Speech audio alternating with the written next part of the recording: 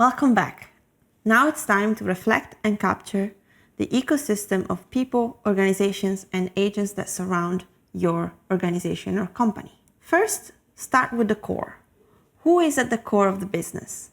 On the canvas provided, individually brainstorm on the most inner circle, where you identify the core business. Then move on to the middle circle, where you identify the extended enterprise. And lastly, on the outer circle, with the external society agents.